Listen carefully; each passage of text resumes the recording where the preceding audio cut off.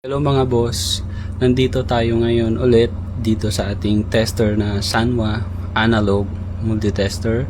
Ay may comment kasi sa atin no, si Sir tungkol doon sa previous video natin na good catch si Sir kasi ang sinasabi niya is nagte-testing tayo ng power outlets or voltage, ni-check natin yung voltage based dito sa ating reading ay hindi daw naka-zero, no? Hindi daw naka-zero yung setting natin dito sa voltage. Good catch sir, salamat po. So, yung sinasabi ni sir is nandito yung zero, no?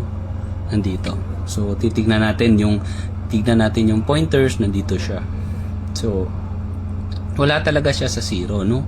So, nagpasalamat tayo kay sir kasi nag-comment siya ng ganun. At least na i-correct natin yung isang bagay na at least matutunan din natin dito, no? Yung mga nanonood, malaking bagay din to para at least matutunan natin, no? Ito, ganito yun. So, ang gagalawin natin, meron akong screwdriver dito na flat. So, ang gagamitin natin or iikutin natin is para maging zero siya, hindi ito. Ito kasi para sa ohms, no?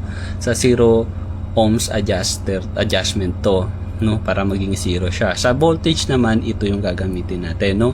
So, kung makikita nyo, i-adjust natin. Kung titignan, no? Ang gagawin natin is iti-tester muna natin, no?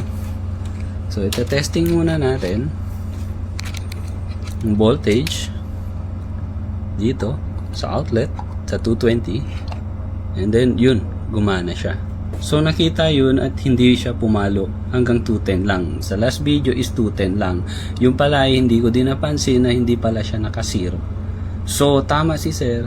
So ngayon ang gagawin natin is tatanggalin ko ulit, bunutin ko at isi-zero natin, no?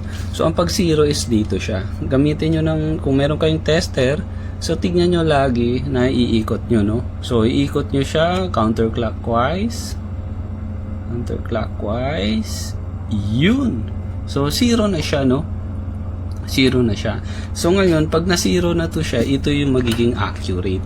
Kaya yung previous video natin hanggang 210 lang siya ay kasi hindi siya accurate, hindi siya zero.